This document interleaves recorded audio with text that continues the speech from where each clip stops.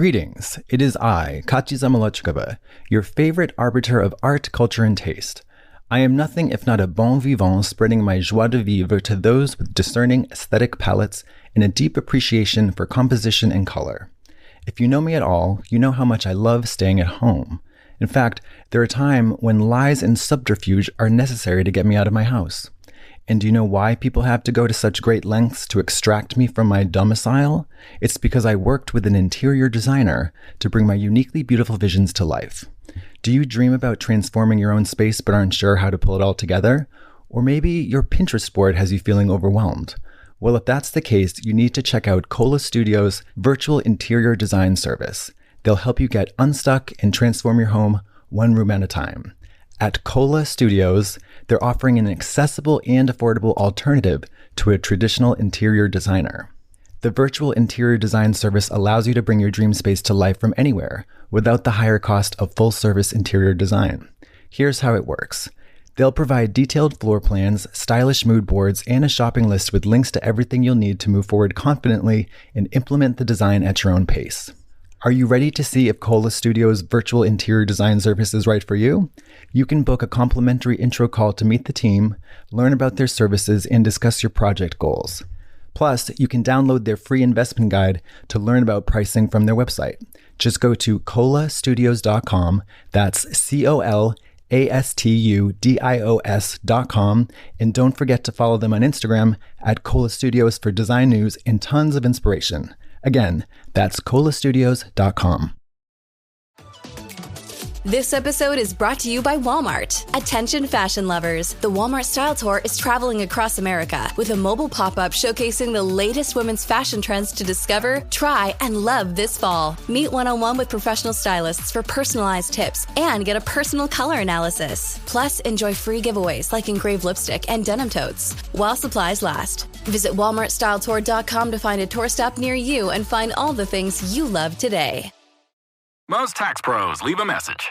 It's Jane. I'm moving on to a TurboTax expert who beat your price. Adam Devine, tell him how I feel. Hey, tax pro, she's been thinking twice. Best believe TurboTax will beat your price. This is a tax rate. Switch to a TurboTax Live expert and we'll beat what you paid your pro last tax season. Make the switch at TurboTax.com/beatyourprice. TurboTax full service only. Sign up by 12/20/2024 and file by 4/1/2025. Full details at TurboTax.com/beatyourprice.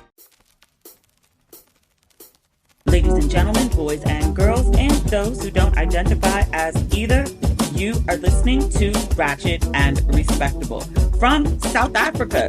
I told y'all I was getting on the plane.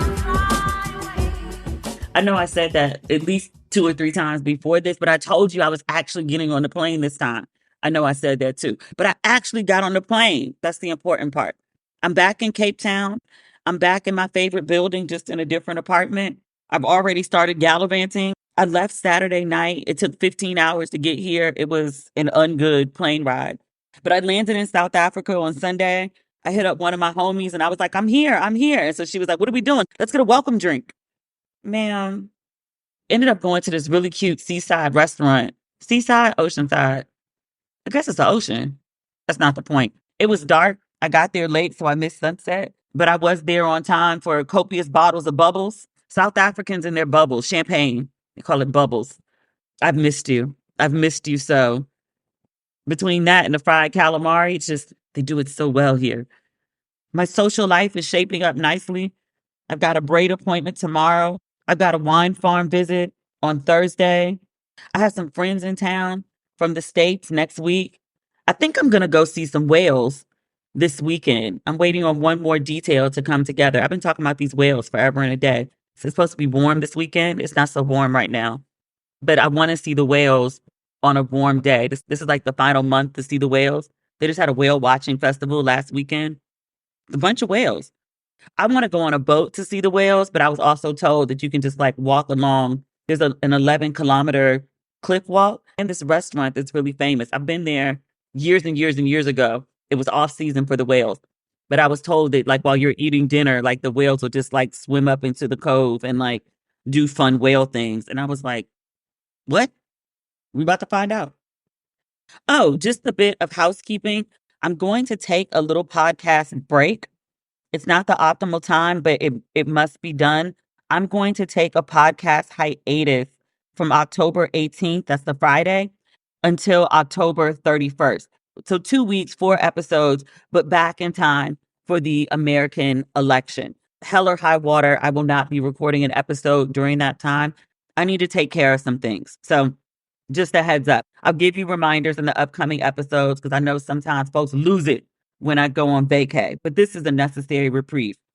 All right, enough about me. We have much ground to cover because we've been covering all these lawsuits.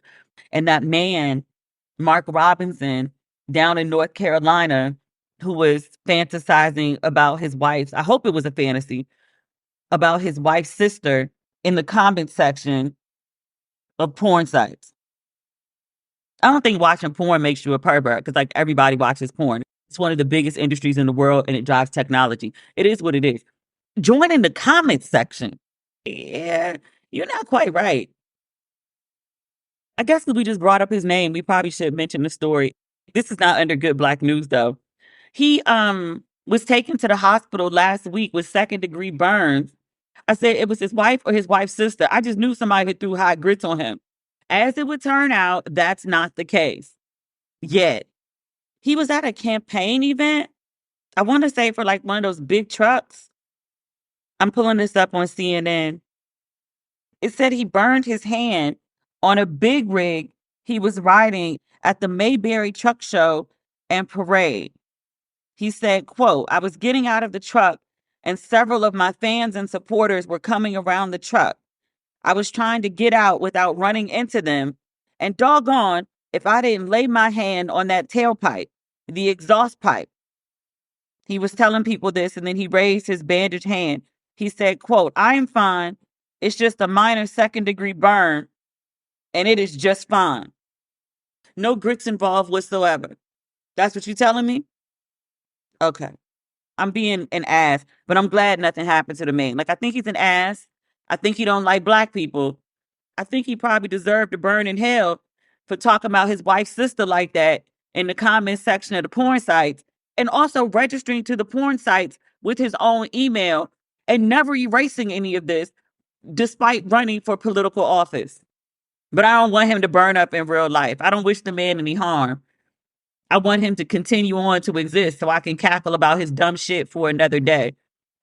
He is still denying that the comments that CNN found, even calling himself a Black Nazi or the crazy stuff that he wrote about Martin Luther King, we read on a previous episode, or, you know, his fantasizing about urinating on his wife's sister and then also being urinated on by the wife's sister. He denies all of that. Some company came forward and was like, hey, you know, we do, you know, research on the internet. You're saying that someone's trying to frame you and this wasn't you. And would you like us to do our independent research and get to the bottom of it? Like, we'll do it for free. And he was like, no, don't do that. Don't do that. Don't do that. Sir. On to good Black news. We have a Luther Vandross documentary, Never Too Much, the one I've been like stalking since earlier this year. I remember when I was here last time, I was talking about it. So like Aprilish or so, the news broke. It's going to air in theaters later this month, the end of the month. I can't find the exact date. Like, I've seen some people say October 30th. I've seen some people say November 1st. It's going to air in American theaters later this month. And then next year in 2025, it's going to air on OWN. Somebody gonna have to get me a bootleg. That's how I watch Renaissance. I would like to support the film. I will buy a ticket for the film in order to support it, but I'm not in the States, so I won't be able to see it. I'm not waiting until 2025 to watch this film. I have missed it the entire summer I was home. There was a screening in DC I missed. I had to travel for work. I missed it at ABFF. It was at Martha's Vineyard Film Festival. I missed it then. There was another screening in DC. I think it was at a park. Heard amazing things about it. Just the trailer alone looks fascinating to me. I love me some Luther. Love me some Luther. I cannot wait to see this film. So somebody is gonna have to find a bootleg link after it comes out in theaters and just send it to me. I don't want to be a thief. I don't. I will buy a ticket to support the film in theater, but I have to see this film. Have to. I think I would like to see Mary J. Blige on tour. She's going on tour again this year. She also has a new album coming out on November 15th. I'm reading this on Rolling Stone. She was the big guest on the new season of Sherry. Sherry came back last Monday. Mary J. Blige was on. We'll talk about that in a second. But Mary's new tour, it's called For My Fans. It begins January 2025, and she's going on tour with Mario and Neo. I'm not mad at that lineup at all. And I haven't seen Mary in a while. Like, I used to see her every year at Essence Fest because she closed out the festival. That was good time. 60,000 Black people, a good 58,000 were Black women. There was some men in there too. Men love Mary J. Blige too. But just all these women singing in unison, I'm going down. A chorus of over 50,000 women just losing their mind and reliving their heartbreak. It was almost like church. I would like to experience this again. I mentioned this to a friend and they were like, "Ooh, are we still supporting Mary?" I said, who not going to support Mary? Mary ain't done nothing not to be supported. And they were like, because like Mary and Puff, I was like, Mary was never on Bad Boy. And they were like, well, Puff produced. We talked about this a while ago. I think when the Cassie lawsuit first came out and people were like, are we going to have to cancel Puff the way we cancel R. Kelly? Wait a minute. Wait a minute. Puff? Sure. All the stuff Puff produced or the people signed to his label? No. I had contemplated this at one point. I think I had a conversation online about it. And people were like, hey, we already canceled R. Kelly. If we cancel all Bad Boy, what we going to listen to at the cookout? We just going to sit there in silence? We just going to play Frankie Beverly? I mean, I'm not canceling Bad Boy artists. Puff, we could skip all his songs. All About the Benjamins, I really only need Kim's verse anyway. Him and his songs with Mace, I only really need Mace. We could cut him straight on out. I'll Be Missing You, that's the only real song I like that has Puff on it. I will give up the Biggie tribute. Puff actually doesn't make a dime and never has off of that song because he never got the clearance from Sting on the chorus. All that money, and it's a ton of money, has all gone to Sting. Sting was like, run me my monies. He would have some more funds to pay these legal fees. Now, you know what? That's not the point. I really don't want to talk about this dude today. Like, I really need a non-Puff episode, but it's impossible right now. Also, I know what I just said, but there have been a couple unique events or announcements that are in the music industry that people keep trying to relate to Puff, and I'm not sure there's a relation. So the day that Diddy is indicted, Kevin Lyles, music exec, announces that he's stepping down from 300. And it's just really weird timing because I'm like, everybody knows y'all are friends. Y'all are both in the same industry. He's indicted on all of this shit. The Diddy indictment happened before he made his announcement. And I'm like, even if you had your announcement scheduled for that day, I don't know why you wouldn't just be like, you know what? Maybe I should hold this for a week. Put some distance between me and him so people don't think that there's something nefarious going on here. I didn't mention it at the time. There's absolutely no evidence, at least not to the public, that Kevin Lyles' resignation is in any way affiliated with Diddy's indictment. And I think that's important to say because it's one thing to speculate, like, is someone dating someone? Does someone have beef with someone? Is there shade with someone? Something like that. But because of the nature of the Diddy indictment and it's so salacious and reputation damaging, I'm really hesitant to link other things that happen in the industry with Diddy just because, like, I wouldn't want my name arbitrarily put in some shit. Like the same thing happened with the minister from Dallas. There were rumors about his involvement with Diddy. I can't remember the specific term people were using to describe that alleged encounter. But I wouldn't even say the man's name on the episode because I was like, I don't want to put people with something like that. I also don't want to get sued. The other thing that people keep trying to tie to Diddy is Usher's Twitter account was hacked and all of his messages were erased. I don't know if it's been restored or not. But people were like, oh, he deleted his Instagram because Usher's about to go down because of Diddy. Usher used to live with Diddy when he was a kid. They enjoyed a close relationship. Usher being Usher. He flew over to Bali and was palling around with Russell, the alleged rapist. So I don't doubt that his friendship with Puffy has changed at all. He probably just has enough good sense for now not to throw his name into the mix of anything. Usher strikes me as the type who might end up in the gallery in Diddy's trial. Like, his judgment doesn't always seem sound to me. And I'm a big Usher fan. Of the music, the man in persona is a little sketchy sometimes. Not the point. Point is, people keep trying to link Usher's quote unquote hat Twitter account with something going on with Diddy. If we find out down the line that there's a link between Usher's Twitter account and Diddy, or Kevin Lowe's resignation and Diddy's indictment, we'll have a conversation about it. We could do a whole episode about it. But until there's a direct link of those things, I would prefer not to speculate, because that's really serious allegations to be throwing somebody's name in. Like, you was raping and drugging people. You were part of a criminal enterprise. Like, that's a lot. But back to Mary J. Blige. Mary J. Blige goes on Sherry, and she talks about this tour. She talks about this new album. What she doesn't talk about is Puff. Mary doesn't bring it up, and Sherry doesn't ask. And people are like, WTF, Sherry? You have a whole talk show. You have someone who is, very close to the person who just got indicted on federal charges, and you're not going to ask them nothing? Clearly not. We don't have a Wendy right now, and we need a Wendy more than ever. People are like, oh, like, you're our Wendy. And I was like, I do commentary. One of the inspirations for this whole podcast was the first 15 minutes of the Wendy Williams show. I love Wendy's commentary. I absolutely would love to hear Wendy's commentary right now. But more than anything, I want a Wendy sit down. I want somebody who gets people on camera and actually asks them the questions that the people want to know. Like, Mary J. Blige wants to come on the show. She wants to talk about her tour. Okay. She wants to talk about her new album. Okay. You're going to have to let me get off at least 2 questions about what's lining up to be the trial of the century. Like, your homie just got indicted on federal charges. You gotta let me ask the question. Even if you say, I don't want to comment on it at this time, let's see how it plays out in court. My empathy is with his family. I pray for the survivors. You got to get the question out. Sherry does not bill herself as a journalist.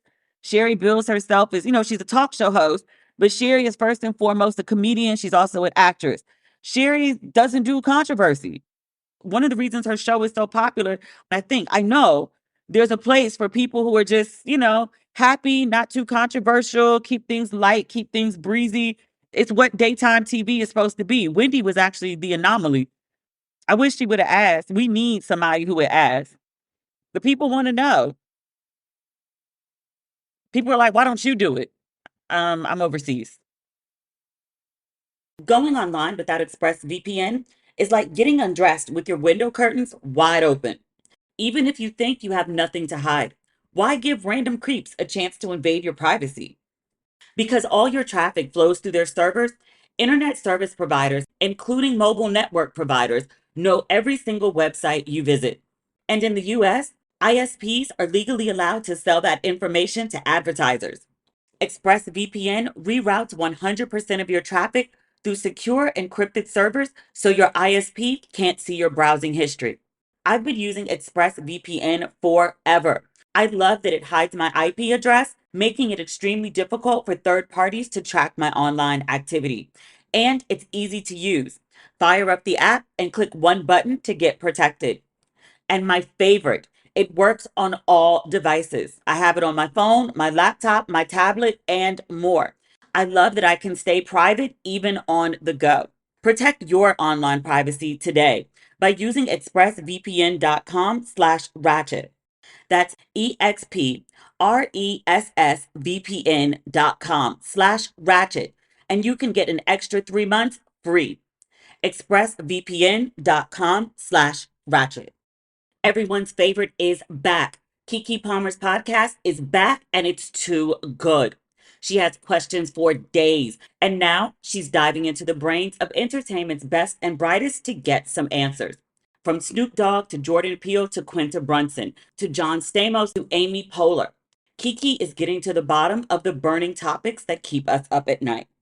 If you love Keke, you'll really love Baby, This is Keke Palmer. She's her most authentic self, going in on everything in her life and the lives of her celeb guests. Follow, watch, and listen to Baby, This is Keke Palmer on the Wondery app or wherever you get your podcasts. And now watch full episodes on Keke's own YouTube channel. Listen to Baby, This is Keke Palmer early and ad-free right now by joining Wondery Plus. There's a new Ann Lowe film. You know who Ann Lowe is, right? The black lady who designed Jackie Kennedy's wedding dress. And then also all the rich white ladies who had daughters who were debutantes. She did all the dresses for the debutantes and their mamas, which is how she ended up doing Jackie Kennedy's dress. Fabulous woman. She had an exhibit. It's in Delaware. I drove up there. It was like 2.5 hours from DC, but I drove up there one day just to go to the exhibit, to walk around for an hour and all at the dresses, like just art, just pure art. They had a recreation of Jackie Kennedy's wedding dress. Oh, the details, the details. But there's a new movie coming out, a biopic about her life. I wrote this down because it's shaping up to be epic. It's Serena Williams and Ruth Carter, who did the costumes. I mean, she's done them for like every black film you've ever seen. Most of the Spike Lee films, and then also Black Panther, the first one and the second one. She did all the costumes for that. Her eye is so amazing. What you see on screen is beautiful. There was an exhibit for Ruth Carter. I want to say I saw it when it was in Atlanta. What is SCOD? Savannah College of Art and Design. They have an offshoot campus and museum in Atlanta. And I saw a Ruth Carter exhibit there.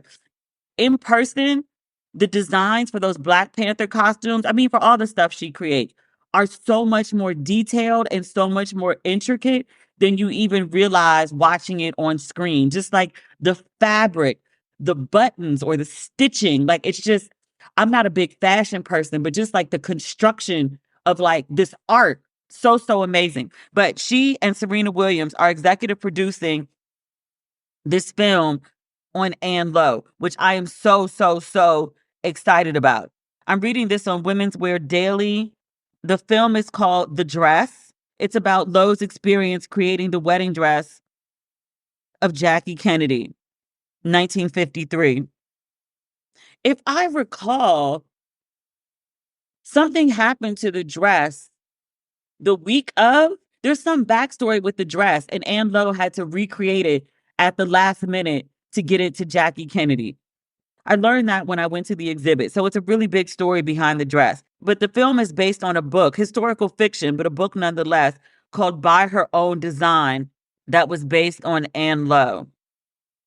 She designed dresses. I'm reading this article further down. She designed dresses for a bunch of people. Marjorie Merriweather Post, if you live in D.C., visited D.C., her mansion, calling it a mansion actually makes it sound smaller than what it is. It's a whole compound. She had beautiful taste. If you're ever in DC and you want to see some just epic, fabulous shit, like silk wallpaper, beautiful gowns, like good money well spent, a budget blown, it's a good place to visit. She also designed dresses for the Rockefellers. There's a Rockefeller estate, a compound in upstate New York that's also very beautiful. The Roosevelts, as in Franklin and them, and then the DuPont family. It's super early in production. We're not going to see this film no time soon. But it's fashion and then like Black excellence and then, you know, glamour and then stupid white money, which means it should have good budget, well spent. Ruth Carter alone, I can't wait to see the fashion. Andre Leon Talley would love this moment. I miss him. Speaking of budget, Hoda is out at the Today Show. Well, not just yet. She's leaving at the top of next year. I love me some Hoda. Hoda did me a solid in 2011, June 2011, when A Bell in Brooklyn, my first book, the Today Show booked me for an interview, and I went on with Hoda. I had done TV interviews before, but the Today Show was my first big interview. Years before I started doing relationship stuff on GMX, the Today Show was the biggest interview I had ever done. So it was a really quick segment. Like you prep. And, you know, at best you get 3 to 4 minutes on TV. At the end of the interview, Hoda gushed and she said something like, "I just love you, Demetria. I love this so much." And the book sales went through the roof. I will always be thankful for Hoda and the Today Show producers for that really great alley-oop, and then Hoda basically endorsing the book. But Hoda is out. I'm reading this on today.com. They're recounting the announcement from September 26th, Mom's birthday. She had a great birthday, by the way. We took her to dinner. We both bought her big bouquets of roses. She was very happy. But on September 26th, Hoda recounted, she said that at her 60th birthday celebration in August, she decided she wanted a change. She says, quote, I realized that it was time for me to turn the page at 60 and to try something new. She said, I remembered standing outside looking at these beautiful bunch of people with these gorgeous signs, and I thought, this is what the top of the wave feels like for me. And I thought it can't get better. And I decided that this is the right time for me to kind of move on. Hoda has 2 young daughters, Haley 7 and Hope 5. And she said that spending more time with them factored into her decision. She said, obviously, I had my kids late in life, and I was thinking they deserve a bigger piece of my time pie than I have. I feel like we only have a finite amount of time. And so with all that being said, this is the hardest thing in the world.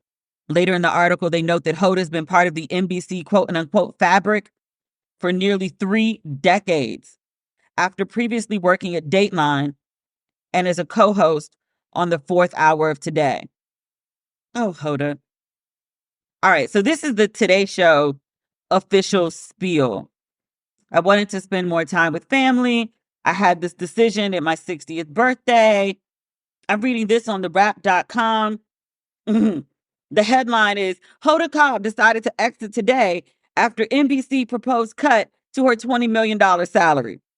The network believes salaries in that range are no longer justifiable due to declining broadcast ratings. This is what Puck News. Who is Puck News? I don't know Puck News. Is this reliable news? The Rap is re-reporting it.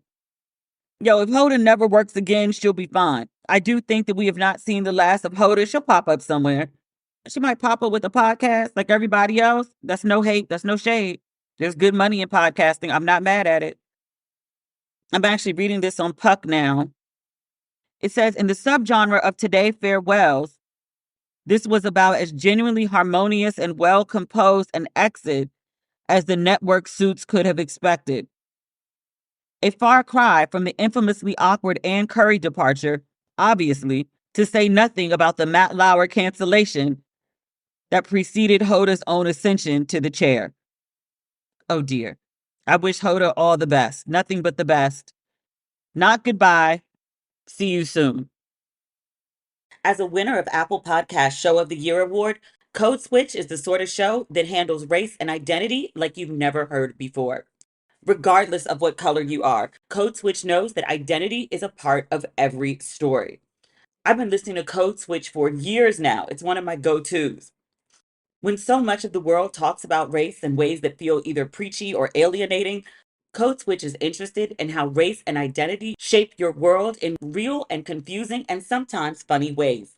From discussions with comedians of color about what makes a good race joke, to how questions of identity swirl around reality TV, Dungeons and Dragons, and BBLs, Code Switch guides you through all the different spaces that people of color live in and what it's like to navigate them. Code Switch doesn't just talk to you about race and identity in the abstract. It tackles real everyday questions like how to create boundaries with immigrant parents or tips on how to speak to family members whose racial views might feel stuck in the Stone Age. From what James Baldwin can teach us about Israel to unpacking Kamala Harris's identity politics to exploring the long history of sex testing in sports. Code Switch gets really real about the way that race and identity in the headlines can affect the way we think about race and identity at home. I was catching up on some Code Switch episodes on the plane. There's a really good recent one, The Beauty and Entitlement of Traveling as a Tourist. Get a chance, check that out.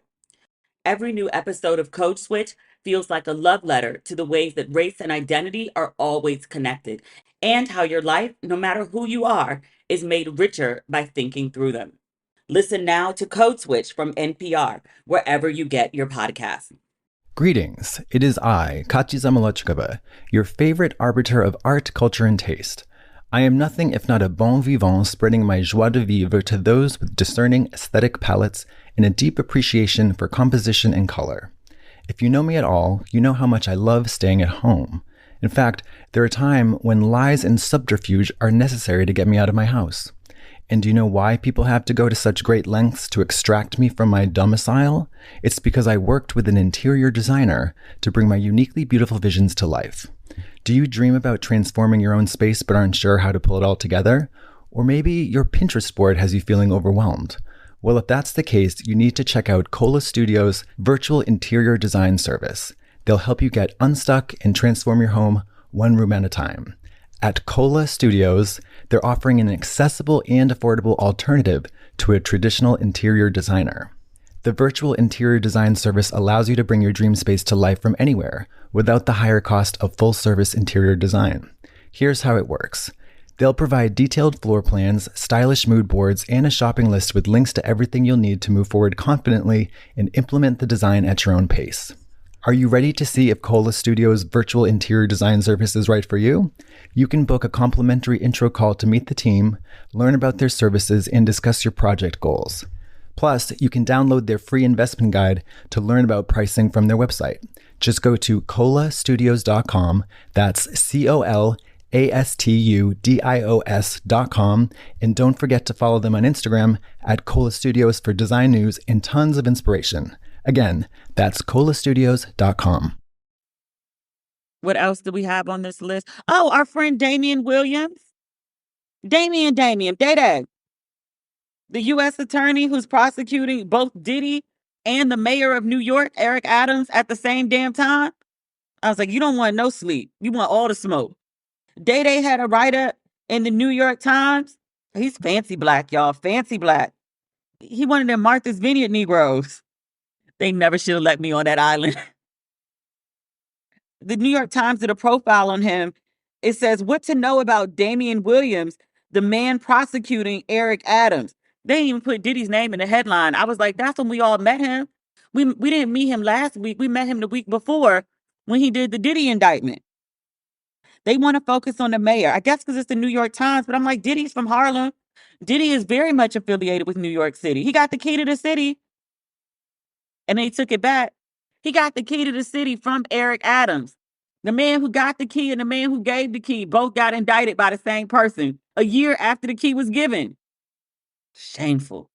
The New York Times says, quote, Mr. Williams already had a compelling biography, but the first ever indictment of a New York City mayor has added an astonishing new chapter to his life story. Not the indictment of Diddy? Just the mayor? Okay.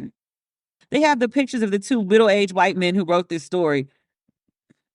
Sir, y'all are burying the lead. The Diddy thing is what makes this so interesting. I mean, the mayor thing too, but the Diddy and the mayor. They don't mention Diddy until way later in the article. Let's see what we can learn about Cousin Day-Day. He was appointed to his current job, leading the U.S. Attorney's Office for the Southern District of New York in November 2021 by President Biden. He's a top federal prosecutor in Manhattan. At the time of his appointment, he said one thing was crystal clear. He wanted to be fiercely independent of politics. And so the New York Times goes on to note he's gone after politicians who were both Democrat and Republican. So no bias. They go on to talk about the Eric Adams indictment. Mr. Williams described Adams' actions as, quote, a grave breach of the public's trust. He went on to say public office is a privilege, and we allege that Mayor Adams abused that privilege and broke the law. Day-Day, a.k.a. Mr. Williams, is 44. The New York Times describes him as having, quote, a compelling biography with degrees from Harvard, Cambridge, and Yale. It's like a super Negro. And his appointment made him the first Black person to lead this particular federal prosecutor's office. The New York Times goes on to say, with the indictment of the New York City mayor, he has added a chapter to his career that is likely to overshadow anything that has come before. Huh? The Diddy indictment and the eventual trial is going to be way bigger than prosecuting the New York City mayor. The Diddy trial, if nothing else, is international. I am a 15-hour plane ride from East America. The first topic that came up at dinner was Diddy. The second topic was the U.S. presidential election, which, by the way, Trump's commentary on Kamala Harris not being too smart and being ditzy is playing over here. Like, it's actually got legs. Last night, the woman asked me, and I think she works in politics here, if I remember correctly, but she was like, do you think she's actually smart enough? Like, is she qualified enough to do the job? And I was like, she was a senator. And then before that, she was a prosecutor in California. Like, yeah, like she's got credential, like she's good. And she was like, okay, because I was hearing and I was like, no, that's propaganda. But she was genuinely concerned. And just for clarity, she is a Black woman. I mean, both Kamala Harris and the woman who was asking the questions. It talks about other people he's prosecuted, the founder of a cryptocurrency exchange for fraud. It talks about Sean Combs and the RICO charges. And then we get a little bit more biography. Day was born in Brooklyn and raised in Atlanta. His parents are immigrants from Jamaica who met at Howard University. Generational bouginess. They were both studying for careers in healthcare. He is married to Jennifer Wynn, a business consultant and professor. Just for clarity, yes, she's Black. Beautifully Black, brown-skinned Black girl, unambiguously Black. It says Mr. Williams' trajectory pointed upward in high school when he served as student body president. He majored in economics as an undergraduate at Harvard. This is such a weird detail, where one of his friends was the actress Natalie Portman. Okay. He then earned a master's degree in international relations from the University of Cambridge and then a law degree from Yale University. After law school, Mr. Williams clerked for Merrick Garland. He's now the attorney general. At the time, he was a federal judge. Remember, Obama wanted to put Merrick Garland on the Supreme Court, and old evil Mitch McConnell blocked it. It was after, was it RBG or Scalia? I think it was Scalia. But yeah, he clerked for him. That's a good position.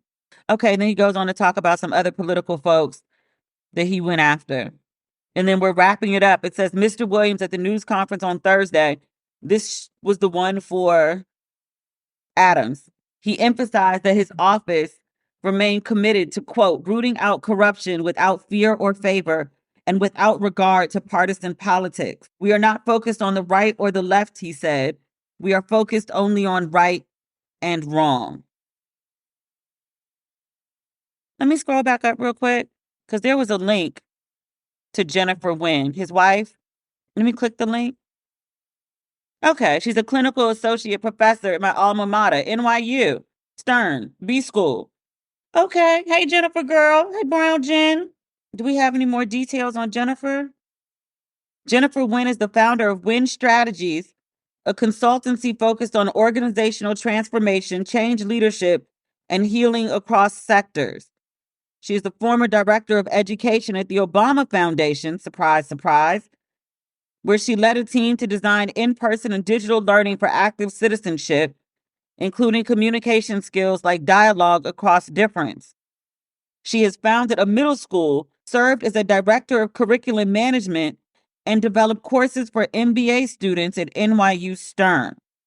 She is also a board member of a private education technology company. She has an MBA from NYU Stern School of Business, a Master's of Education from Hunter College, and an AB. What's an AB? Is that a typo? Should be BA, right? From Harvard University. I'd like to know their love story. Oh, here we go. Boom. Ask and you shall receive. The New York Times covered their wedding in 2012. They were married at Riverside Church in Manhattan. Quote, the bride, 27, is keeping her name. Oh, look at them. They look so young and fresh. I mean, but they're Black, so they actually look the same. She's also from Atlanta. The groom, 31, works in Manhattan as an assistant U.S. attorney. The groom's mother owns the Alpha Academy and Child Care Center in Decatur. His father is an OBGYN in a private practice. So he married a version of his mom. Okay, this should last. Good for them. Fancy Black.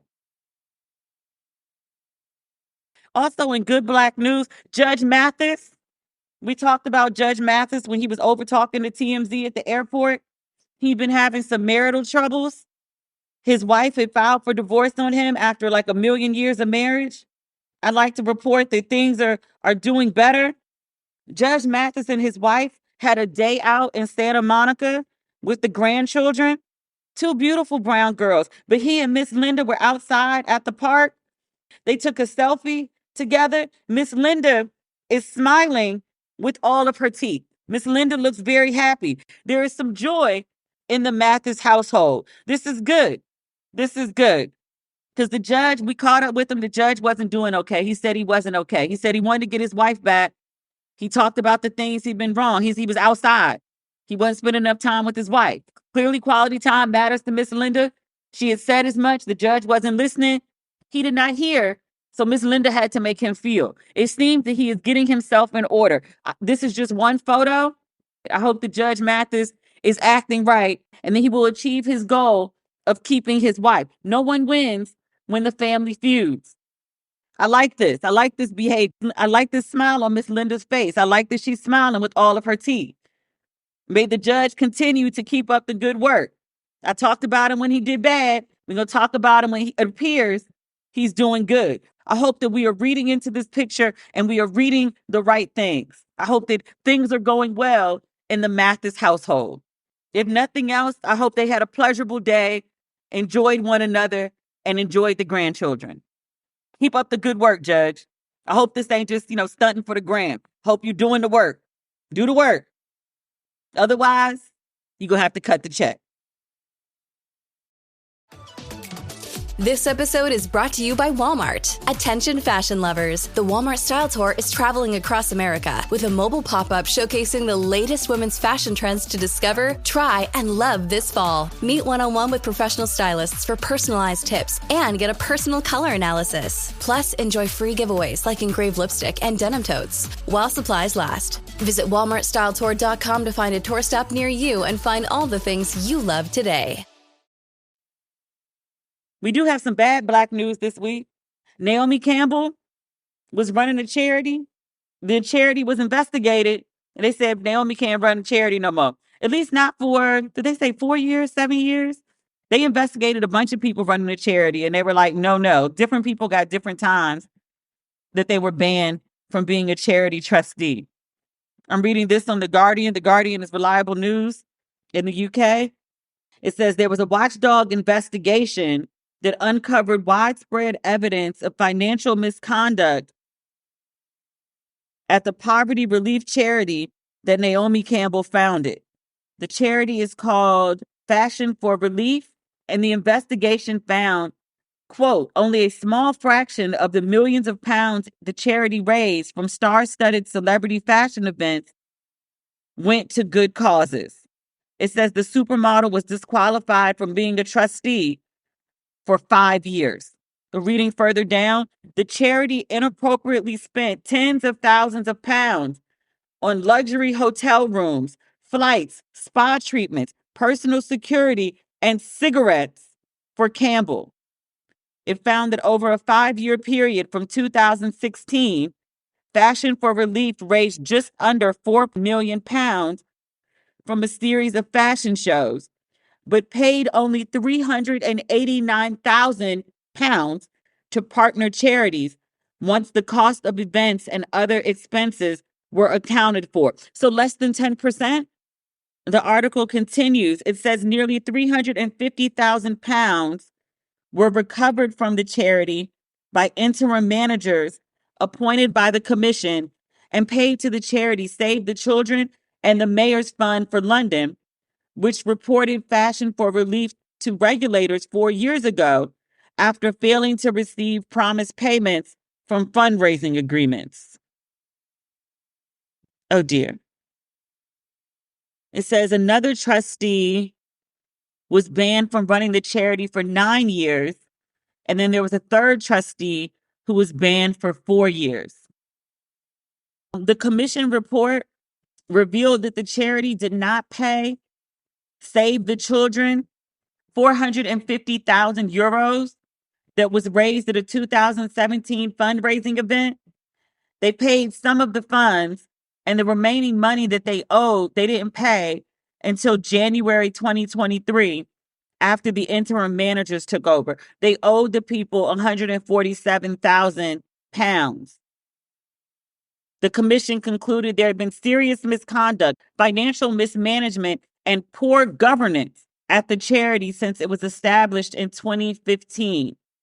Still reading from The Guardian, they said the inquiry report highlighted, quote, shambolic,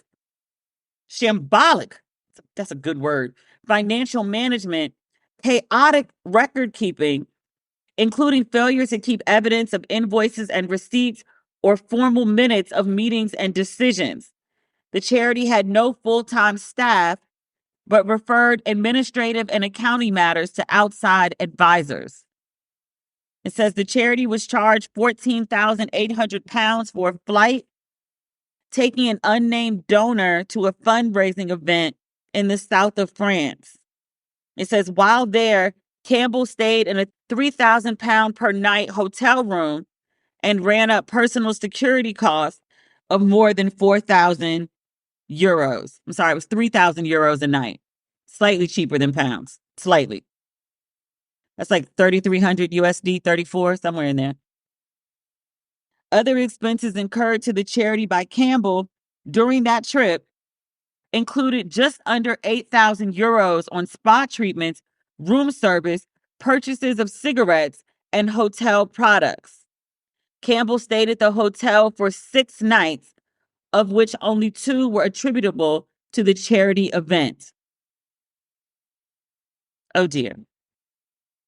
The Guardian says it reached out to Campbell for comment and got crickets. Ungood. Very ungood.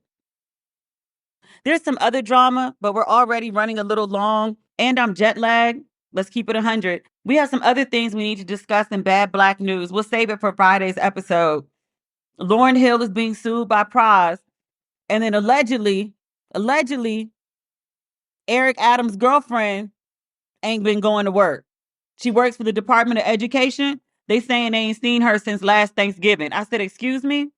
Did she work from home? Was that the case? They said, no, we're only permitted to work from home 2 days a week. We ain't seen her since last Thanksgiving. What? We're going to talk about that on Friday. And also, there's it was referred to as a class action lawsuit, but it's actually not. There was a press conference earlier today, I think out of Houston, where a team of lawyers announced that they are filing 120 new lawsuits against Diddy from people who are accusing him of sexual abuse. They said that the numbers are split pretty evenly between men and women.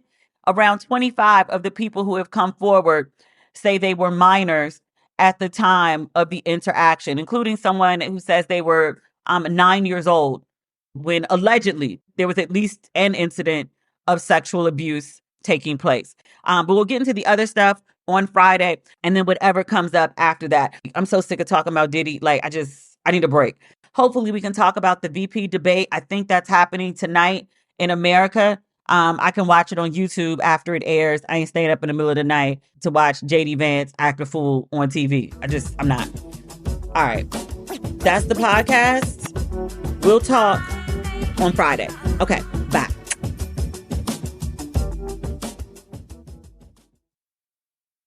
Greetings. It is I, Keke Palmer, your favorite arbiter of art, culture, and taste.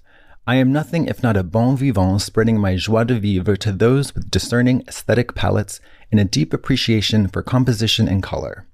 If you know me at all, you know how much I love staying at home.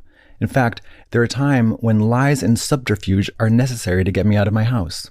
And do you know why people have to go to such great lengths to extract me from my domicile?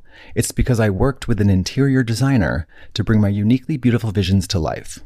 Do you dream about transforming your own space but aren't sure how to pull it all together? Or maybe your Pinterest board has you feeling overwhelmed? Well, if that's the case, you need to check out Cola Studio's virtual interior design service. They'll help you get unstuck and transform your home one room at a time. At Cola Studios, they're offering an accessible and affordable alternative to a traditional interior designer.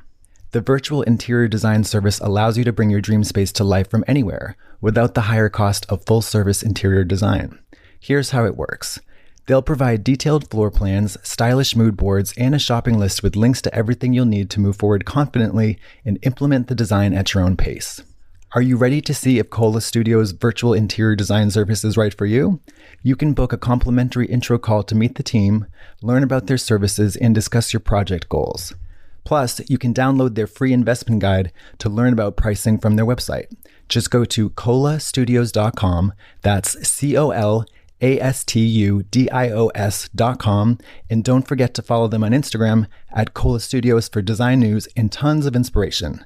Again, that's kolastudios.com.